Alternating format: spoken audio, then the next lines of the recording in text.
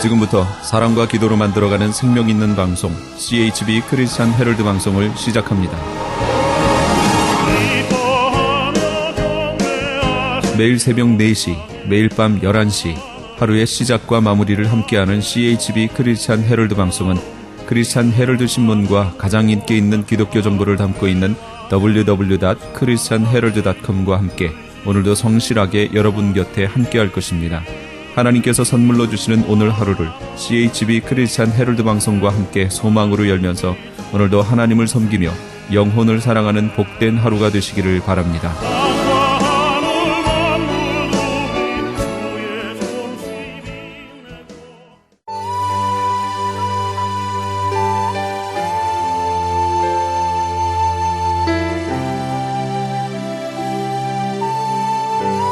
이 새벽을 주님과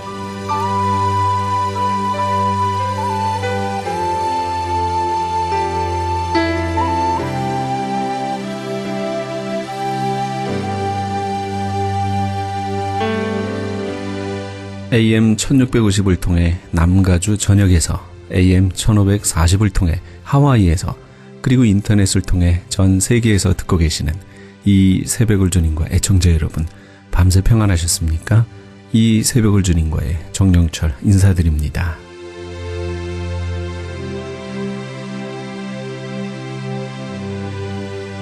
매주 목요일 이 시간에는 주님 세운 교회 박성규 목사님의 말씀 먼저 보내드립니다. 오늘은 야고보서 1장 2절에서 4절까지의 말씀을 본문으로 시험을 이기는 신앙이란 제목의 말씀 전해주시겠습니다. 1928년 11월 18일 뉴욕 콜로니의 극장에서 최초로 유성 만화 영화인 전기선 원리라고 스팀보트 윌리라는 그런 영화가 상영이 됐습니다. 그 영화는 월트 디즈니의 작품으로 주인공이 디즈니랜드의 미키마우스입니다. 이 미키마우스는 전 세계 어린이들의 사랑을 독차지했습니다. 그로부터 반세기 동안 전 세계 어린이들이 참 미키마우스 하면 그렇게 열광하고 독차지했던 이 미키마우스가 소련의 수상 후르시초프가 미국에 방문했을 때 미키마우스를 만나기 위해 디즈니랜드를 일부러 시간을 내서 예약하고 갔을 정도입니다. 그만큼 미키마우스는 자유사상의 자유주의의 상징이 됐습니다.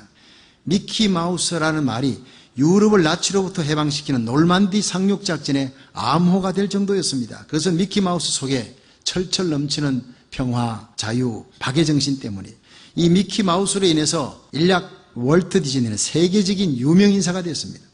그런데 월트 디즈니는 젊어서 아주 고생을 많이 한 사람입니다. 그는 한때 갈 곳이 없어서 남의 집 창고 한 구석에서 생활한 적이 있었습니다.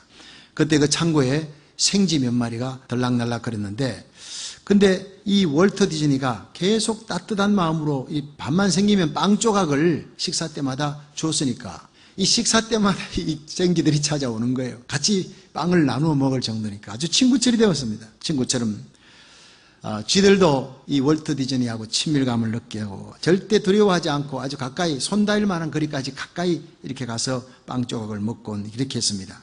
디즈니는 이 쥐들이 무섭다거나 더럽다거나 징그럽다는 생각이 전혀 들지 않았다는 거예요. 오히려 친구처럼 정답고 장난꾸러기처럼 아이들처럼 명랑하고 아주 애교 많은 그 쥐들을 이렇게 보면서 월트 디즈니는 쥐들을 스케치해 나가다가 바로 오늘의 미키마우스에 대한 아이디어가 떠올랐다는 것입니다. 월트 디즈니는 그의 인생에 가장 힘들고 가장 어려운 시기에 가장 고통스럽고 가난한 시절 어두운 창고에서 만난 생쥐들 때문에 그의 인생은 영광스러운 인생으로 도약되었다고 그렇게 고백했습니다. 성도 여러분, 우리에게 닥쳐진 고통, 우리에게 닥쳐진 고난을 부정적인 것으로만 보지 마시길 바랍니다.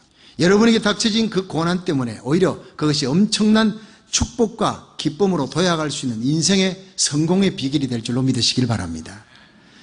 욥기 23장 10절을 보면 나의 가는 길을 오직 그가 아시나니 그가 나를 단련하신 후에 내가 정금같이 나오리라 했습니다. 여러분, 우리는 고통을 통해 정금 같은 인격으로 하나님이 우리를 연단하시는 줄을 믿으시길 바랍니다. 종교개혁자 마르틴 루터는 고통은 서재에 있는 나의 많은 책 중에 가장 귀한 책이다 라고 이렇게 표현했습니다. 하나님은 우리 성도들을 고난 가운데 연단하시는데 그것을 trials, 하나님이 우리를 시험하는 것은 성경은 다 trials, 연단으로 표현됐습니다. 그 연단을 통해 하나님 우리를 더욱더 영광스럽고 성실하고 강한 그리스도인으로 만들어줍니다. 야고보서 1장 12절에 보면 시험을 참는 자는 복이 있도다. 이것에 옳다 인정하심을 받은 후에 주께서 자기를 사랑하는 자들에게 약속하신 생명의 멸류관을 얻게 하는도다 했습니다. 마귀가 우리를 시험하는 것은요, 유혹입니다. temptation. 근데 하나님이 우리를 시험하는 것을 trials라. 한글 성경은 그냥 시험이지만 영어 성경은 분명히 다르게 나타나 있습니다. 그러니까 마귀의 시험은 반드시 이겨야 합니다. 이기지 못하면 이 땅에서 지옥 입구까지 끌려갑니다. 택함받은 백성은 은혜로 믿음으로 가는 천국이니까 지옥은 안 가도 이 땅에서 지옥 입구까지 끌려가는 비참한 생활을 하는 거예요. 그러나 우리가 하나님의 시험은 시험한 후에 합격하면 존귀하게 요셉처럼 욥처럼 모르드게처럼 높여주시는 하나님. 여러분과 여러분의 자녀들이 하나님 주시는 시험 쳤을 때 합격하시기를 축원합니다. 존귀하게 되기를 바랍니다.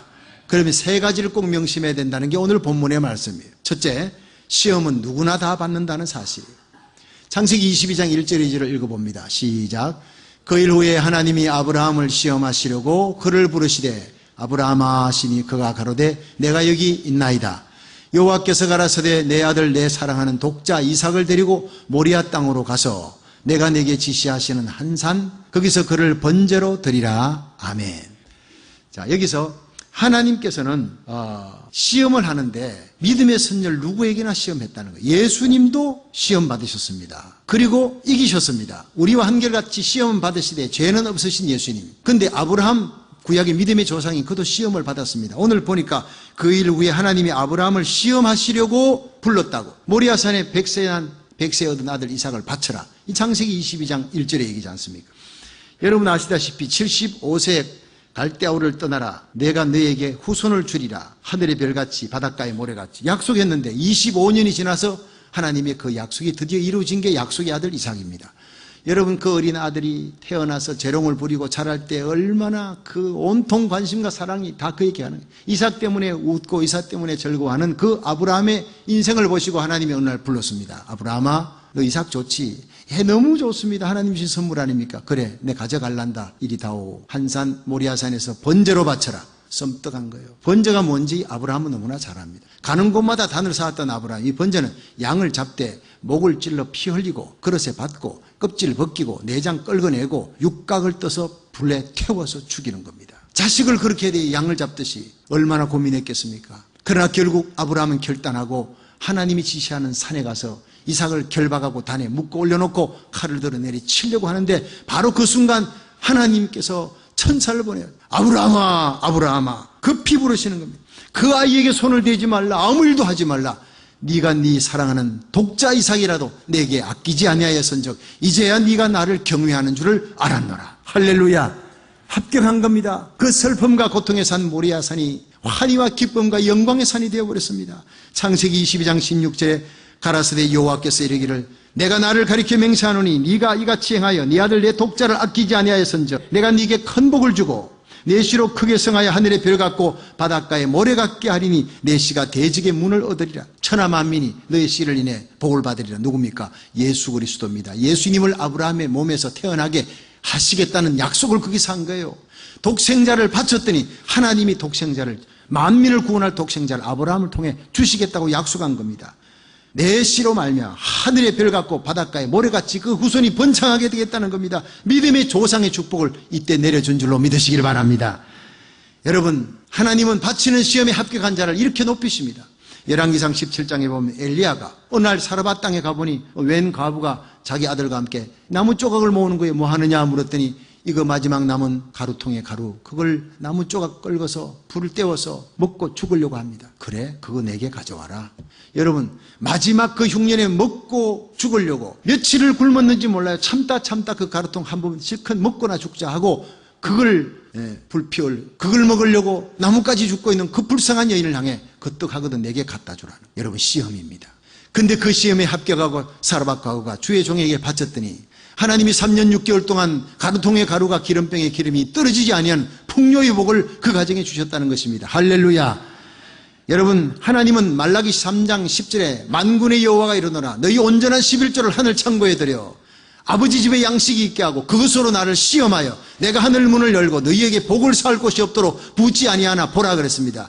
하나님 시험하면 죽습니다. 그러나 성경 66권에 딱 한 번 하나님 시험해보라는 것이 말라기 3장 10절에 11조에 관한 물질에 약하니까 한번 해보라. 시험이라도 한번 해보라. 하나님은 반드시 바치는 자에게 복 주신다는 거예요. 우리는 하나님 먼저 주세요 그러면 드리겠습니다 한데 하나님은 아닙니다. 우리의 자세를 보고 싶어 하는 거예요. 여러분, 우주와 천하의 모든 것이 금과 은이 다 아버지 것입니다. 하나님 것입니다. 믿으시면 아멘. 우리 11조 갖고 살아가는 하나님이 아니에요. 그 11조로 여러분 하나님이 복을 주려는 통로를 삼으려고 하는 줄로 믿으시기를 바랍니다. 그렇습니다. 먼저 바쳐라. 물질의 시험에, 바치는 시험에 합격하기를 주의 이름으로 축원합니다. 다니엘이 사자굴 속에 던져졌습니다. 어떻게 해요? 왕의 의인 찍었는데 30일 내에 왕 외에 다른 신에게 절하거나 기도하면 죽인다는 거예요. 사자굴에 던져넣는다는데 알고도 기도의 창문을 예루살렘을 향해 쫙 열어놓는 이 믿음의 사람 다니엘.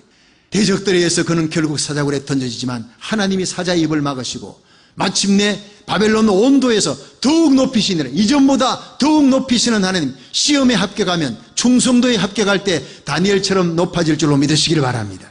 요셉은 17세의 소년으로 애굽에 끌려갔습니다. 13년간 연단받고 30세에 그는 애굽의 총리의 자리에 올라갑니다. 그리고 7년 동안의 환란에서 애굽을 건져내고 형제와 친척을, 아버지를 팔레스타인에서 다 불러서 고센 땅에 그의 영광을 함께 누리며 110세까지 살다가 죽습니다. 여러분, 13년의 연단이지만 30세가 되어 110세 죽을 때까지 80년의 영광이 기다립니다. 연단은 잠깐인데 시험을 이기고 나면 영광은 그렇게 영광스럽고 긴 거예요. 우리가 잠깐 동안 하나님 나라를 위해 십자가 지지만 주님과 함께 그리스도의 신부로 온 천하들이, 천하 만민과 천사들이 흠모하는 그 영광은 영원한 영광을 얻게 될 줄로 믿으시기 바랍니다. No pain, no gain이에요. No cross, no crown. 이 땅에서 주님을 위해 십자가 지는 일에 여러분 피하지 마세요. 내게 주어진 십자가가 바로 영광스러운 특권인 줄로 믿으시길 바랍니다. 우리가 요셉에게서 배울 것이 무엇입니까? 진실한 자, 끝까지 인내하는 자, 하나님이 마침내 높여주신다는 그 얘기입니다. 요셉이 어디를 가도 거짓과 타협하지 않았어요. 철이 없을 때 형들 하는 얘기를 듣고 이 형들이 뒤에서 안 좋은 얘기 하니 그대로 아버지한테 고자질하니까 미워한 거예요. 철이 없었을 따름이에요. 그러나 그 정직함을 하나님이 보고 계셨어요. 어디를 가도 거짓과 타협하지 않았어요. 보디발 장군 아내에 의해서 이 타협하지 않는 요셉은 고통을 당합니다. 하나님이 그를 귀히 여기고 순결한 요셉, 정절이 있는 요셉, 믿음의 요셉, 원망치 아니한 요셉, 그 요셉, 진실한 요셉을 하나님이 마침내 총리의 자리에 세우는 거예요. 제가 1995년 대구에서 목회할 때 일입니다. 온 교회가 성전 건립을 위해서 건축기금 돈을 마련했는데 16억이었습니다. 그런데 부동산업을 하는 교회 집사님 가운데 한 분이 저에게 찾아와서 목사님, 기쁜 소식입니다. 이 교회 근처에 캐톨릭 여성회관이 738평에 3층 건물이 있는데 그게 16억에 살 수가 있습니다. 주위에는 대형 아파트 단지가 들어서는 너무나 노른자위, 교회로는 기가 막힌 부흥의 자리입니다. 가보십시다. 장로님들 같이 갔는데 장로님들이 혹하는 거예요. 너무 좋다는 거예요. 여기 조금만 손대면 교회당과 교육관이 다 완벽하게 구비될 수 있는 좋은 교회가 될 겁니다. 목사님, 이 몫이 너무 좋습니다. 주위의 자리가. 이거 16억이라면 우리가 하십시다. 그런데 문제는 그 부동산 업자인 김 집사님, 목사님, 여기 지금 보성건설이라고 하는 건설회사가 우리하고 같이 입찰하게 됩니다. 그러면 우리에게 돌아올 확률은 없습니다. 왜냐? 캐톨릭은 교회를 별로 좋아하지 않습니다. 이왕 줄 바에는 불교를 주든지 건설업자 주지, 성당이 옆에 있는데 그 옆에 교회가 멋있게 들어서는 걸 그들이 원치 않을 겁니다. 그러므로 교회에 들어서는 것보다는 보성건설에게 갈 가능성이 많은데, 이게 교회 이름으로 하지 말고 자연인 한 사람을, 신자도 아닌 한 사람을 내세우고 나중에 되거든, 우리가 입찰해서 우리가 낙찰되시면 16억의 돈은 우리가 대주면, 교회가 대주면 안 되겠습니까? 그러면 모든 걸 책임지고 자기가 되게 하겠다는 거예요. 고민입니다. 한 주간 기도해보자. 장로님들도 그 자리에서 거절하기는 너무나 아까운 자리. 그래서 일주일 동안은 기도했는데 마지막 토요일 날 새벽에 기도하는 중에 주님께서 요한계시록 3장 7절에서 8절 말씀을 주십니다. 빌라델비아 교회의 사자에게 편지하기를 거룩하고 진실하사 다윗의 열쇠를 가지시니 곧 열면 닫을 사람이 없고 닫으면 열 사람이 없는 그이가 가라사대 내가 네 앞에 열린 문을 두었으니 아무도 닫을 자가 없으리라. 사람이 그 땅을 주고 얻고 하는 게 아니라는 거예요. 캐톨릭 대주교관의 대주교가 그걸 결정하는 게 아니라 마스터 키를 갖고 계신, 다윗의 열쇠를 갖고 계신 예수님이 그 키를 갖고 계시고 너에게 줄지 안 줄지는 주님에게 달렸다는 거예요. 할렐루야. 그러므로 주님이 열어주겠다는데, 다만 거룩하고 진실하사 다윗의 열쇠를 가지신 예수님이, 그때 내 눈에 클로 어접된 것이 거룩하고 진실하신 예수님. 예수님이 아무나 문 열어주는 게 아니라 거룩하고 진실하게 거짓과 타협하지 않고 진실한 하나님의 백성, 정직한 백성에게 하나님이 기도할 때 응답 주시고 문 열어주고 불가능을 가능케 해주시겠다는 거예요. 할렐루야.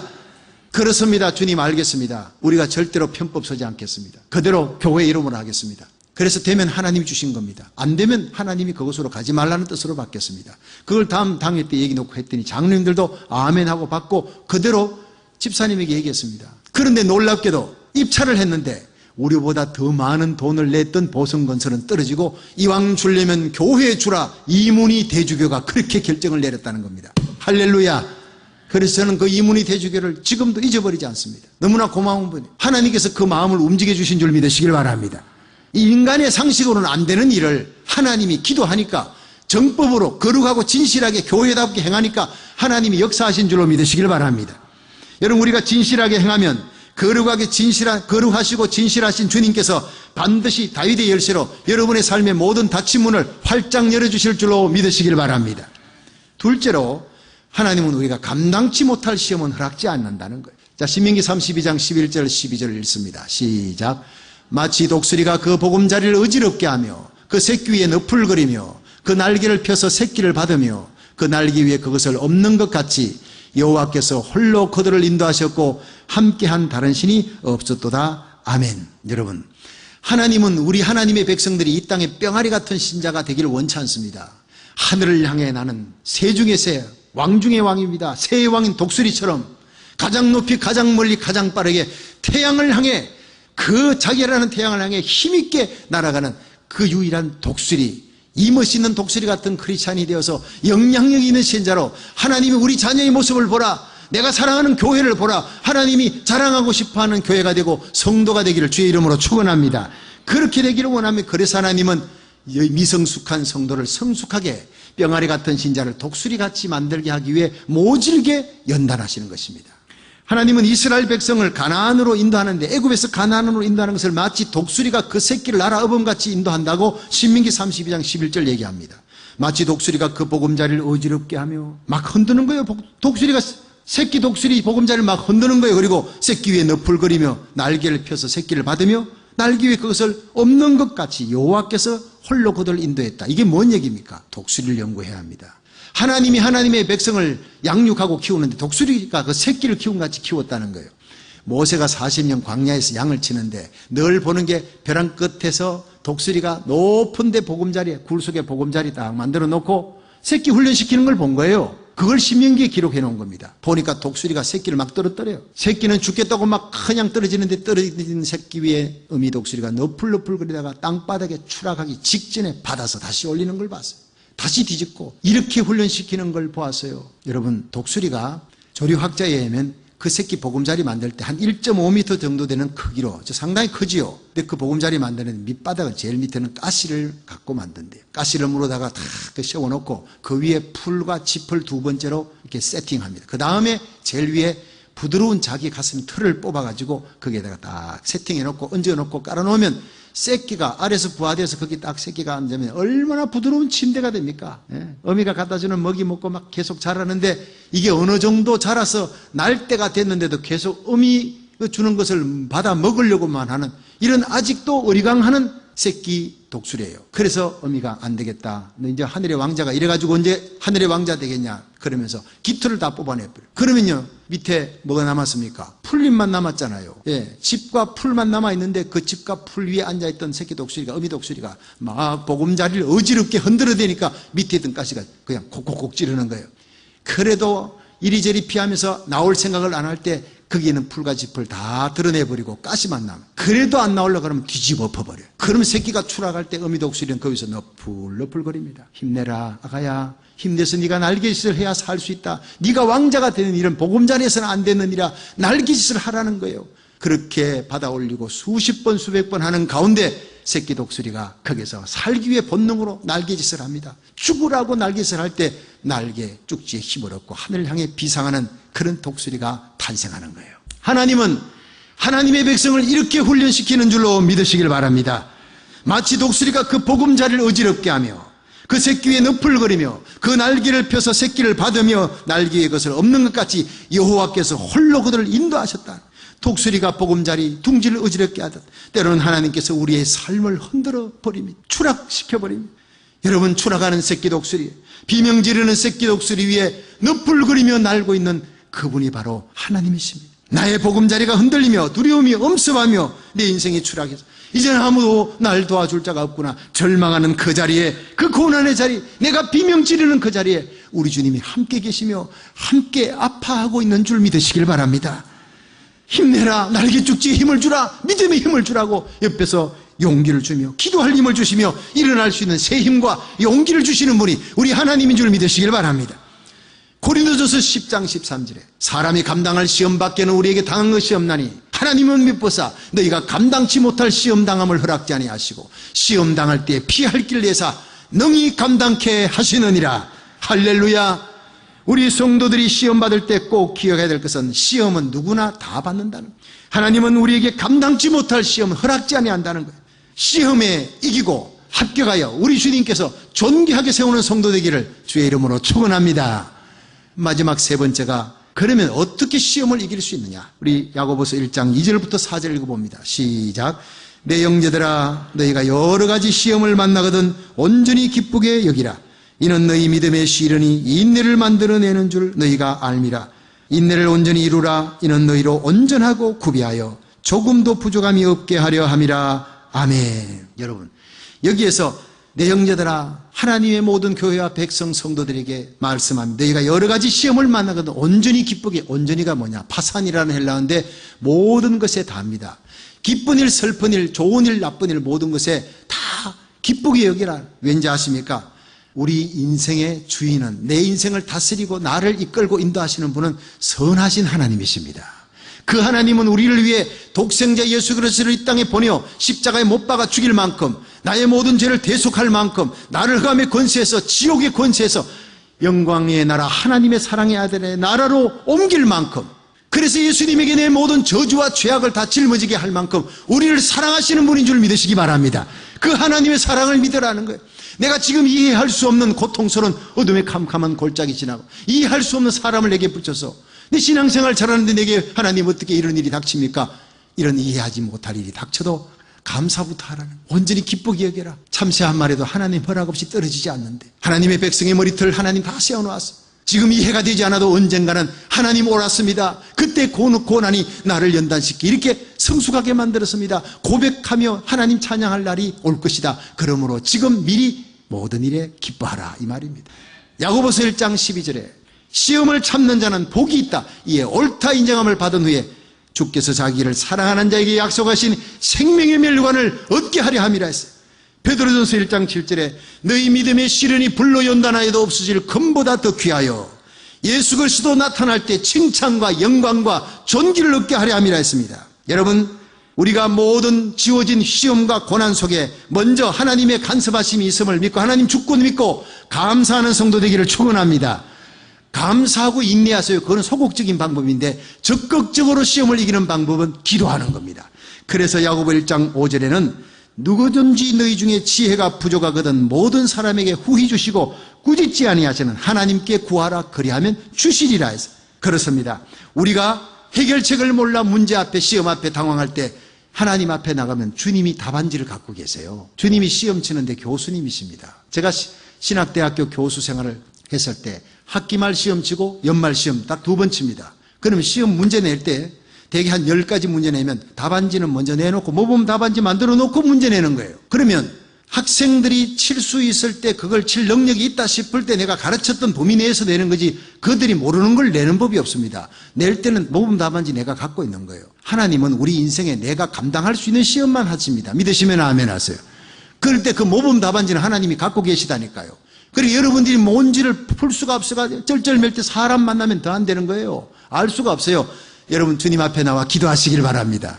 후히 주시고 꾸짖지 아니하신 하나님께 구하라. 시험 들었을 때, 내 갈 길 모르고 내가 방향 감각을 잃어버렸을 때 주님 십자가 밑에 나와 엎드리면 주님께서 다 해결해 주시고 모범 답안지를 보여준다는, 지혜를 준다는 거예요. 그래서 그 문제를 아예 없애버리든가 그 문제를 극복할 믿음을 주시든가 둘 중에 하나를 주시는 거예요. 그래서 빌립보 4장 6절에 보면 아무것도 염려하지 말고 오직 모든 일에 기도와 간구로 너희 구할 것을 감사함으로 하나님께 아뢰라.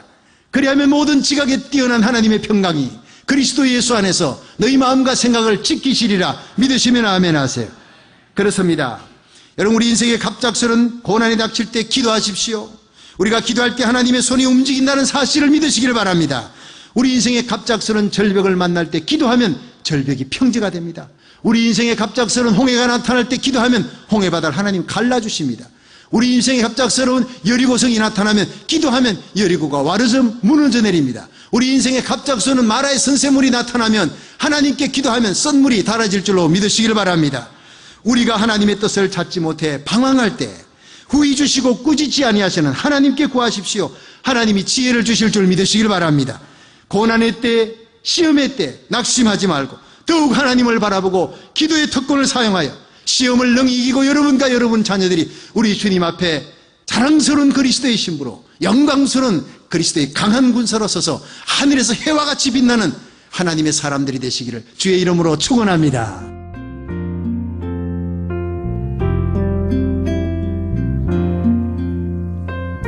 지금까지 주님 세운 교회 박성교 목사님께서 시험을 이기는 신앙이란 제목의 말씀 전해주셨습니다. 주님 세운 교회는 2911 로미타 블루버드 토렌스에 위치하고 있습니다. 신앙상담이나 교회에 대해서 좀 더 자세히 알기 원하시는 분은 전화 310-325-4020 310지역 325-4020 주님 세운 교회로 연락 주시기 바랍니다.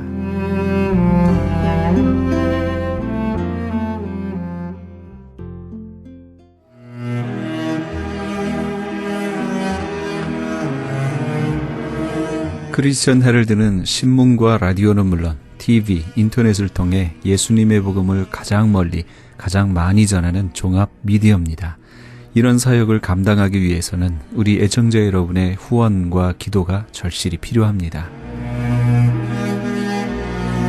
예수님이 우리에게 맡겨주신 이 지상사역에 함께 동참하시지 않으시겠습니까? 내가 너희에게 분부한 모든 것을 가르쳐 지키게 하라 말씀하신 우리 예수님의 지상명령에 함께 동참하시기 원하시는 분은 전화 213-353-0777 213지역 353-0777번으로 전화 주시면 자세히 안내해 드리겠습니다.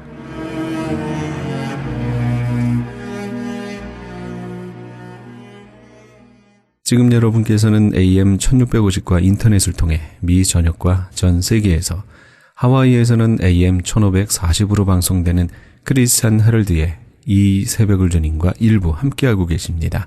방송 시간과 설교 편성표는 크리스찬 헤럴드 신문 주간 편성표와 홈페이지 theheraldus.com에서 확인하실 수 있습니다. 계속해서 오늘부터 이 시간에는 헌츠빌 침례교회 지준호 목사님의 말씀 보내드립니다.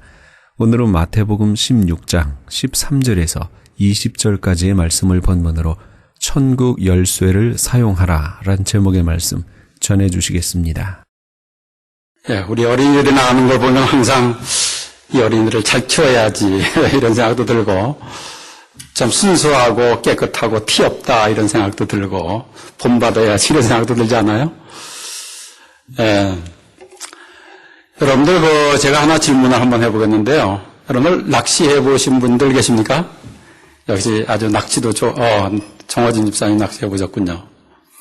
낚시를 아주 좋아하시는 분들도 계시고 그러는데 특별히 낚시하면서 어디에서 했느냐 하면 그 피어, 바닷가 피어에서 해보신 분들 계세요? 피어에서 사람들이 아주 일렬로 쭉 서가지고 사람들이 많은 속에서 낚시를 해보신 분들 계세요? 사람들이 쭉 서가지고 일렬로 낚시를 하다가 보면 이렇게 고기를 잡아올릴 때는 참 기분 좋아요. 그렇죠? 옆에 사람들이 막 부러워하고 뭐 그러면은 아주 얼마나 기분이 좋은지 몰라요. 그런데 옆에 사람이 낚싯줄을 잘못 던져가지고서 내 낚싯줄로다가 화해가지고서 막 엉키고 이렇게 그러면 이래 속상하고 기분이 안 좋고 그렇잖아요. 낚싯줄이 탁 엉켰을 때 내가 아무리 고기가 많이 잡힌다고 하더라도 낚싯줄, 엉킨 낚싯줄을 고치지 않으면, 바로 만들지 않으면 고기를 잡을 수가 없어요. 우리 인생살이도 그렇다는 거예요. 내가 하고 싶은 일, 내가 꿈꾸는 일을 위해서 신나게 일을 하다가 때로는 우리들이 삶 속에서 낚싯줄 엉키듯이 인간관계에서 관계가 막 엉킬 때가 있어요. 그러면 이 관계를 풀어야 하나님께서 주시는 은혜가 경험되고 또 내가 하는 일들이 잘 되지, 그 엉킨 관계를 그대로 두면 나도 모르는 사이에 하나님께서 주시는 행복이 자꾸 줄어들어요. 하나님께서 주시는 은혜를 받을 수가 없어요. 점점 그 엉킨 관계를 그대로 두면 일이 될 듯 하다가도 잘 안 돼요. 왜? 그 엉킨 관계가 내가 복되게 되는 것을 방해하는 거예요. 방해꾼이 계속된다고요. 그런데 우리가 살아가다가 보면 나도 모르는 사이에 내 의지하고 아무 관계없이 자꾸만 매듭이 생기더라는 거예요. 인간관계에서 낚싯줄이 막 엉키듯이 엉키는 일들이 계속 생겨나더라는 거예요. 그런데 이 엉키는 일들이요, 아주 모르는 사람들하고 엉켰으면 좋겠는데 가장 가까운 사람들하고 또 엉키더라는 거예요. 매일 만나는 사람들하고 엉키고 뗄래야 뗄 수 없는 관계에서 더 많이 엉키고, 그러면서 우리들이 이 엉킨 관계 속에서 살려고 하다가 보면 사랑도, 또 사랑하고 사랑받는 기쁨을 다 잃어버리게 되더라고요. 사랑하는 사람들과 열심히 함께 일을 해야 큰 일도 할 수 있는데 이렇게 큰 일을 할 수 없는 그런 모습이 될 때가 많이 있더라고요. 우리들 속에서. 때로는 사랑하는 사람인데 그 엉킨 관계 때문에 잘 안 돼. 사랑하는 사람이 잘 안 되는 것을 보면 또 마음이 아프잖아요. 저희 아내가 이제 한 달 동안 캘리포니아를 갔다 왔잖아요. 거기서 이제 손녀를 봐주면서 정말 사랑하는 딸을 위해서 열심히 희생도 하고 노력도 하고 그랬습니다. 캘리포니아 가가지고. 그런데 거기에서 매듭이 생기더라는 거예요. 이 재미난 얘기인데, 손녀가 배꼽이 떨어진 다음에 목욕을 시키는데 아내가 보니까 이건 문제가 있는 거예요. 사위가 손녀딸의 머리에 물을 끼얹으면서 목욕을 시키는 거예요. 우리 아내가 딱 보니까 이게 손녀딸이 막 심하게 울고 물을 그냥 갑자기 어린아이, 이제 금방 태어난 아이에게 머리에 물을 얹으니까 막 그냥 기절하는 것처럼 울고 그러니까, 그러는데 그 사위하고 딸은 보니까 킥킥거리면서 웃으면서 막 이렇게 목욕을 시키는 거란 말이에요. 그러니까 우리 아내가 깜짝 놀라가지고서 노노노노노 그래가지고서 이것을 뺏어가지고 자기가 목욕을 다 시켰다 그래요. 그런데 이렇게 했으면 사위가 딸도 고마워해야 될 거 아니에요. 근데 사위가 삐친 거예요. 삐친 거예요. 여기에서 우리 아내가 모르는 것이 있었어요. 어린아이의 첫 목욕은 미국에서 또 요즘에 아빠가 시킨다네요. 아빠가. 그런데 사위가 이제 자기가 사랑하는 딸이 태어나가지고 첫 목욕을 자기가 시켜야 되는데 그걸 누가 뺏었어요? 장모가 뺏어버린 거예요. 장모가. 그러니까 삐져가지고서 이제 장모가 하는 일들이 다 싫은 거예요. 다 싫은 거예요. 왜? 서로서의 입장을 몰랐어요.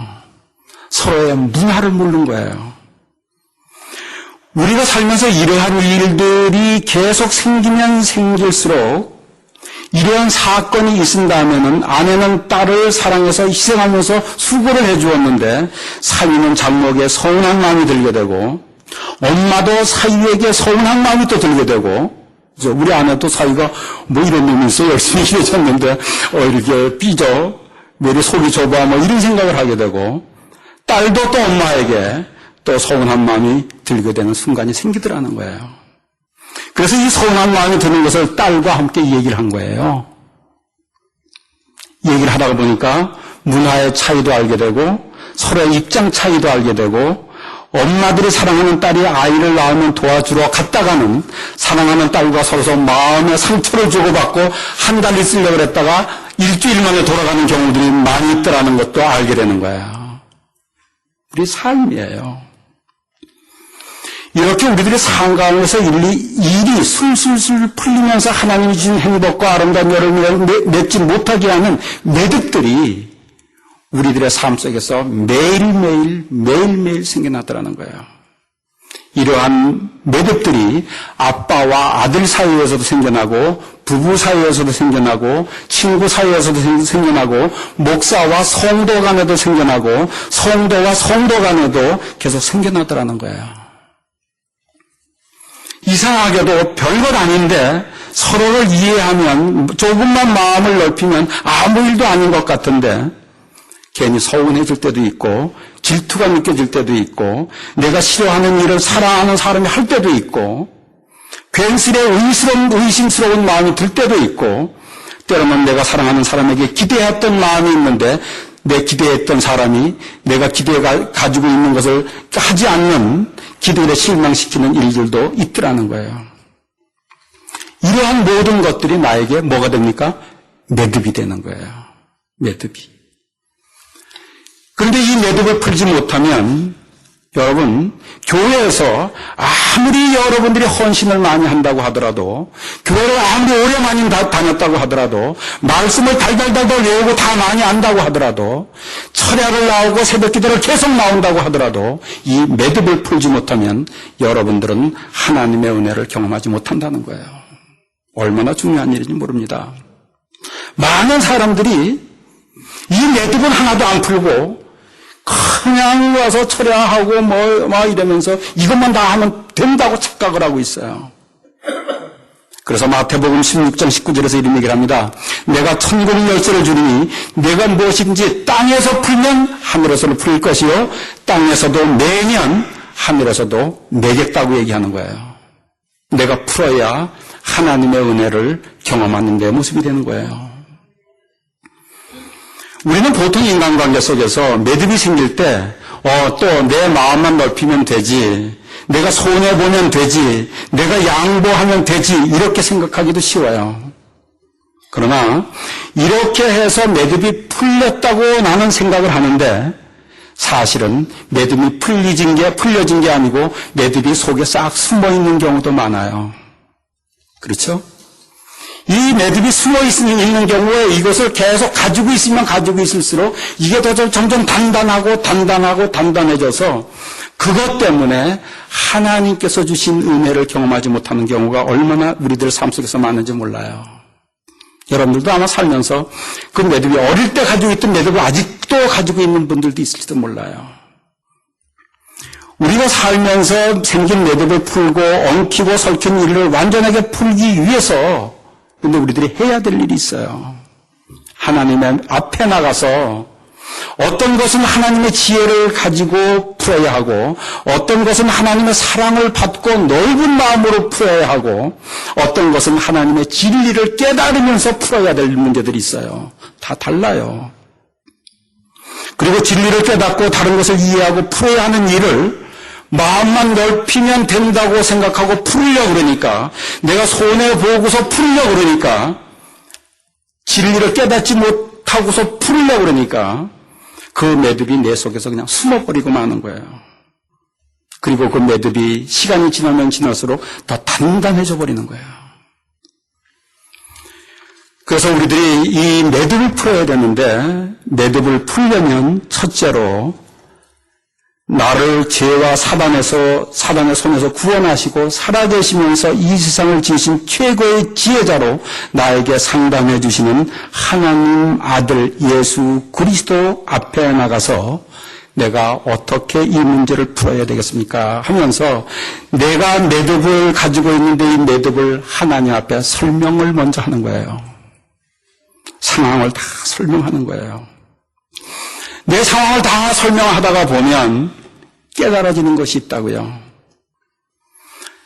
내가 상대방의 입장을 이해를 못했구나. 내가 속이 좁았구나. 그리고 문화가 다르구나. 사람이 다르구나. 이러면서 내가 매듭을 풀 수 있다는 거예요. 이것을 해 주신다는 신앙 고백을 하는 것이 주는 그리스도시요 살아계시는 하나님이시다 하는 고백이라는 거예요.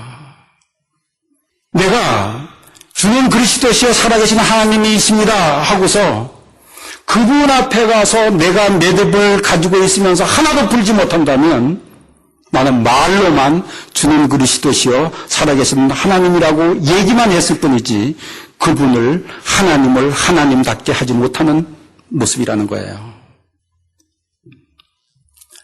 그래서 내가 어려운 문제가 있으면 먼저 하나님 앞에 가지고 나가서 푸는 것, 다 상황을 얘기하는 것, 이것이 천국 열쇠를 사용하는 거라는 거예요. 천국 열쇠를. 많은 사람들이 이렇게 생각합니다. 주는 그리스도여 살아계신 하나님이시다. 그러니까 그것만 믿으면 죽은 다음에 천국 간다, 깼다 났다 이렇게만 생각해요. 그건 아주 어린아이 같은 신앙이에요. 그런데 주는 그리스도에서 살아계신 하나님의 아들을 고백을 하면 점점 우리들은 하나님이 살아계시는 것을 경험하게 되고 또 하나님의 그 말씀하시는 음성을 듣게 되고 이러면서 우리들의 인격이 우리들의 지혜가 자라가게 되는 거 아니겠습니까? 그리고 우리들이 또 이해해야 되는 것이 있어요. 주는 그리스도시여 살아계시는 하나님의 아들이십니다. 이 신앙을 고백하는 사람들은 먼저 하나님이 나를 위해서 십자가에 돌아가신 그 사랑을 생각하니까 사랑을 받게 되니까 내 마음이 넓어집니다. 여러분, 이 세상 살아가면서 내가 사랑을 누구에게 많이 받으면 받는 만큼 내 마음은 넓어져요. 내가 사랑을 받지 못했으면 좁아져요. 남편으로부터 사랑을 많이 받은 사람들은 너그러워져요. 남편으로부터 사랑을 못 받았어. 그냥 같이 살기만 하지 마음이 하나도 안 통해. 사랑이 느껴지지도 않아. 그럼 직장에 가서든지 어디 가서든지 늘 불평거리를 찾게 되는 그런 사람이 돼버리는 거예요. 넓지 못하니까. 근데 이상하게 사랑을 받으면 느긋해지고 여유 있어지는 거 아니겠어요? 하나님의 사랑을 받으면 그분이 나를 위해서 십자가에 돌아가신 사랑을 많이 받으면 이상하게 용서할 수 있는 힘이 커져요. 억지로 용서하는 것이 아니고 사랑받은 넓은 마음으로 용서하게 되는 거 아니겠어요? 그 다음에 주님 그리스도시여 살아계시는 하나님의 아들이시다 하는 신앙 고백을 하는 사람들은 내 자신을 정확하게 볼 수 있는 실력이 생깁니다. 내 자신을 정확하게 보게 돼요. 우리 그렇지 않습니까? 살아가다가 보면 툭 하면 나도 모르게 미움에 매이게 되고요. 나도 모르는 사이에 질투에 매이게 되고 이기심에 매이게 되고 욕심에 매이게 되고 또 때로는 나를 합리화시키기 위해서 거짓말하는 나의 모습이 되게 되고 이런 연약한 존재 아닙니까? 거기에다가 내 중심적으로 세상을 다 보려고 하는 마음도 또 생기는 거 아니겠어요? 그러니 늘 인간관계를 하면서 내 판단이 옳지 않음을 인정하면서 인간관계에서 생긴 매듭을 풀 수 있는 인격을 가진 사람이 하나님 앞에 나가서 내 자신을 보면서 되는 거예요. 신앙생활을 한다고 하면서요. 어떤 사람들은 자기를 전혀 못 봐. 자기는 항상 옳다고만 생각해요. 피조물이에요. 연약한 존재예요. 늘 사탄의 노예가 되어가지고서 헤매는 모습이 우리들의 모습이잖아요. 그것을 볼 줄 아는 거예요. 주는 그리스도시여 살아계신 하나님이라고 고백하는 사람들은 나를 볼 줄 알아요. 그래서 히브리서 4장 12절에서 이런 얘기를 합니다. 하나님의 말씀은 살았고 운동력이 있어 좌우에 날쌘 어떤 검보다도 예리하여 혼과 영과 및 관절과 골수를 찔러 저기까지 하며 또 마음의 생각과 뜻을 감찰하시나니 지은 것이 하나라도 그의 앞에 나타나지 않음이 없고 오직 만물이 우리를 상관하시는 자의 눈앞에 벌거벗은 자같이 드러나느니라. 나의 모든 모습이 하나님 앞에 나가면 드러나는 거예요. 이렇게 자신의 벌거벗은 모습을 아는 사람들은, 할 줄 아는 사람들은 사람들하고 대화하면서 상대방의 이야기를 들을 줄 알고요. 잘못했을 때 미안하다고 얘기할 줄 알고 책임질 것은 책임질 줄 알고 매듭을 잘 풀어가는 사람이 되는 거예요. 그러나 자기를 못 보는 사람들은 어떻습니까? 전부 다 나에게는 문제가 하나도 없고 남에게만 다 문제가 있다고 생각하는 거예요. 세상이 전부 다 불공평하다고만 생각하는 거예요. 세상이 전부 다 못된 사람들만 있다고 생각하는 거예요. 전부 다 의심거리만 보이는 거예요. 저는 헌츠벨 침례교회 모든 성도들이 주는 그리스도에서 살아계신 하나님이라는 신앙 고백을 하면서 내 자신을 정확하게 볼 줄 아는 성도들 되시길 주님으로 축원하겠습니다. 그게 매듭을 푸는 기름길이에요. 그 다음에 셋째로 주는 그리스도시여 살아계시는 하나님의 아들이시다 하는 신앙 고백을 하는 사람들은 문제를 풀 때 내 생각을 가지고 푸는 게 아니라 하나님의 지혜를 가지고 문제를 풀 줄 아는 거예요. 우리 생각하고 하나님의 생각은 달라요. 그런데 그분 앞에 가서 기도하다가 보면 그분의 지혜가 생각나는 거 아니겠어요? 이 지혜를 잘 사용한 사람이 성경에 인물 한 사람 있잖아요. 솔로몬이잖아요. 솔로몬에게 두 여인이 한 아이를 데리고 와가지고 얘기를 합니다. 둘 다 이게 자기 아이라고. 솔로몬이 지혜를 사용한다고요. 하나님의 지혜. 이 세상에 있는 이치, 법칙을 가지고 사용하는 거예요. 사랑하는 엄마는 자기가 손해를 보더라도 사랑하는 자녀를 살린다는 진리의 법칙을 알고 그걸 사용하잖아요. 그래서 솔로몬이 얘기를 합니다. 이 아이를 칼로 반을 갈라서 나누어 주라고. 그러니 한 어머니는 그렇게 하세요. 그러면 참 공평하게 되는 겁니다. 맞아요. 잘해요. 그런데 한 어머니는 깜짝 놀라서 그러지 마세요. 이 아이를 저 여인에게 주라고 얘기합니다. 참 어머니와 가짜 어머니를 구분하는 지혜로운 솔로몬이에요. 우리들이 이 세상 살아가면서 이 하나님의 주시는 지혜를 가지고 세상을 분별할 수 있는 실력 있는 성도들 되시길 주님으로 축원하겠습니다. 교회에서도 보면은요, 하나님을 정말 사랑하는 사람, 하나님의 자녀를 사랑하는 사람과 그렇지 않은 사람들과 구분이 됩니다. 여러분들 자세히 보세요. 구분됩니다. 이렇게 주는 그리스도시여 하나님의 살아계신 아들이시니다라고 고백하는 사람은 자기 자신을 볼 줄 알고 세상도 볼 줄 알고 하나님의 지혜도 볼 줄 알아서 그걸 가지고서 이 세상에서 생기는 매듭들을 풀어나가고 또 풀어나가면서 하나님이 주시는 복을 내 것으로 만드는 거예요. 이게 신앙생활이에요. 그래서 요한복음 1장에서 예수님을 빛이라고 얘기를 합니다. 예수님을 믿는 사람들은 그래서 하나님 앞에 나가서 자기 자신도 보고 세상의 참과 거짓도 보고 진실도 보고 하나님의 지혜도 보고 그러면서 나를 복되게 만들어 나가고 또 때로는 내가 모르는 것을 알게 되니까 겸손하게 되고 들을 줄 아는 사람이 되고 배울 줄 아는 사람이 되고 잘못을 인정하는 사람이 되고 또 하나님의 지혜를 사용하면서 지혜로운 사람이 되는 거예요. 신앙생활을 30년, 40년, 50년, 100년을 했다고 하더라도 이것을 할 줄 모르면 그 사람은 처음이나 나중이나 똑같아 버리고 말잖아요. 이러한 천국 열쇠를 사용할 줄 아는 사람들은 문제를 풀어나가면서 점점점 자기의 인격을 성숙해 나가고 지혜를 성숙해 나가고 그러면서 하나님의 살아계심, 하나님의 진리의 말씀이 얼마나 위대한 것을 깨닫게 또 되는 거잖아요.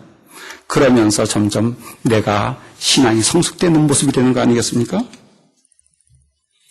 이러한 천국 열쇠를 사용하는 제자들이 되게 하려고 예수님께서 지금 이제 예수님 제자들을 불렀어요. 그리고 질문을 합니다. 사람들이 나를 누구라고 하더냐? 여기서도 예수님의 지혜가 보여요. 바로 제자들에게 너희들 나를 누구라고 하더냐? 너희들 나를 누구라고 생각하느냐? 그러면 제자들이 계산을 할 걸 알아요. 질문을 하는 의도가 뭘까? 예수님이 다 계산을 빨리 할 거라고요.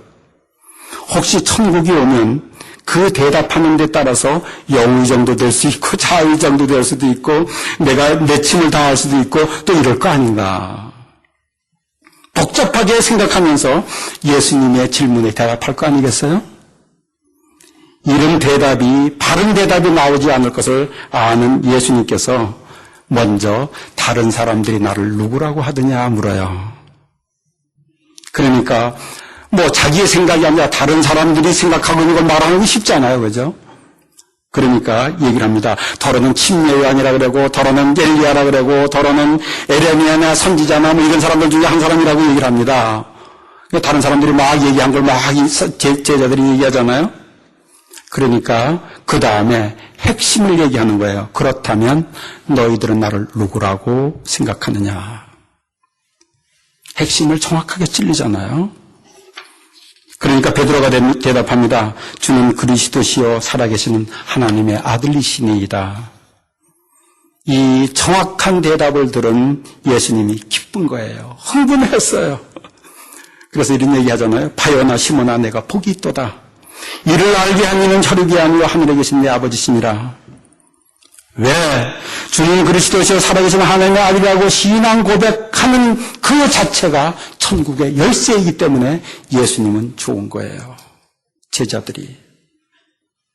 여러분들이 주는 그리스도시요 살아계신 하나님이라고 신앙 고백을 하고서 매일매일 살아가면서 모든 것을 그분하고 상의하면서 그분에게 물어보면서 그분의 음성을 들으면서 천국의 열쇠를 사용한다면 담임 목회자로서 행복한 거예요. 그런데 그것은 하나도 안 하고 여러분들의 생각을 가지고 여러분들의 뜻을 가지고 열심히 살아가려고 그러면 담임 목회자는 괴로운 거예요. 예수님은 기쁜 거예요. 그래서 제자들이 보니까 주는 그리스도시요 살아계시는 하나님이라고 정확하게 얘기하는 거예요. 여러분, 우리가 이 세상 살아가다 보면 이렇게 저렇게 매듭이 생깁니다. 자꾸만 생겨요. 끊임없이 생겨요. 그런데 그 매듭을 하나님과 교통하면서 그분에게 물으면서 그분에게 내 모습을 드러내면서 그분의 지혜를 구하면서 이 매듭을 풀어나갈 수 있는 복된 성도들 되시길 주의 이름으로 축원하겠습니다. 천국의 열쇠를 마음껏 사용하면서 여러분들의 가정을 복되게 만들고 교회를 복되게 만들고 여러분들 자신을 복되게 만들고 여러분들의 자녀들을 복되게 만드는 신앙인들, 이것이 하나님께서 기뻐하시는 신앙인들이에요. 이런 신앙생활을 하는 성도들 되시길 주의 이름으로 축원하겠습니다.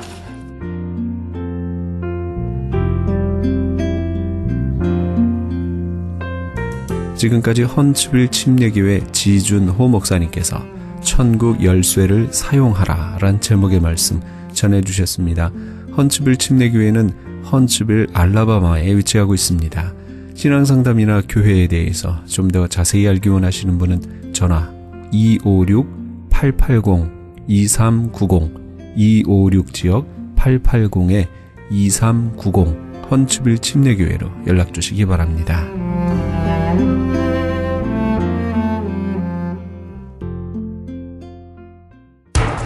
기적의 영양제 M3를 아십니까? 무슨 병에 걸렸던지 큰 효과를 준다는 그 신비한 기적의 영양제. 혈액에 영양을 공급하여 힘이 생기니까 피곤하지 않고 이제는 지팡이 없이 걸을 수 있다고 많은 분들이 간증을 합니다. 혈액 해독, 기력 회복, 뼈 골수 영양 공급, 심장, 뇌, 혈전 용해. 유태인 회사가 제조한 특수 영양제. M3, 혈액순환을 잘 되게 하는 최고급 영양제. M3, 크던 작던 아픈 곳이 있다면 M3. 213-435-9600, 213-435-9600번입니다. 정직한 마음으로 권해드립니다.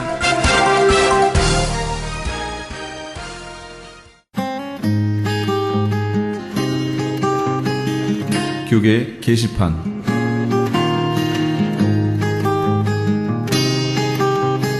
이상목 목사 초청 찬양과 영성회복 성회가 열립니다. 일시는 27일 화요일부터 29일 목요일까지며 장소는 길벗교회입니다. 자세한 문의는 301-675-1128 301지역 675-1128번으로 하시기 바랍니다. 배우 허준호 집사 초청 은혜 나누기 찬양과 간증 콘서트가 있습니다. 일시는 30일 금요일 오후 7시 30분이며 장소는 은혜 한인교회입니다. 자세한 문의는 213-598-0394 213지역 598-0394번으로 하시기 바랍니다. 최홍준 목사가 원장으로 있는 국제목양원에서는 건강한 교회 만들기 위한 컨퍼런스를 엽니다. 개 교회의 목사, 장로와 함께하는 세미나입니다. 일시는 10월 8일 화요일부터 9일 수요일까지며 장소는 나성 영락교회입니다. 자세한 문의는 949-751-8507 949지역 751-8507번으로 하시기 바랍니다. 조병국 목사가 대표로 있는 예수사랑 세계 선교회에서는 찬양 사역자와 컴퓨터를 다룰 수 있는 사역자를 모집합니다. 본 선교회는 LA 다운타운에서 노숙자를 비롯한 소외된 이웃들을 위해 봉사하고 있으며 특히 호두과자를 구워 나누며 섬기고 있습니다. 좀 더 자세한 문의는 213-445-2488 213지역 445-2488번으로 하시기 바랍니다. 전문 성인 연극당 이즈키엘에서 창단 기념 첫 성극 만남을 공연하고 있습니다.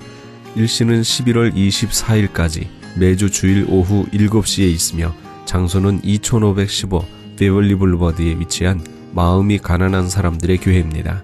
좀 더 자세한 문의는 213-200-9544 213지역 200-9544번으로 하시기 바랍니다. 교계 게시판에 대한 좀 더 자세한 사항은 크리스찬 헤럴드 신문 교계 소식란을 참조하시기 바랍니다.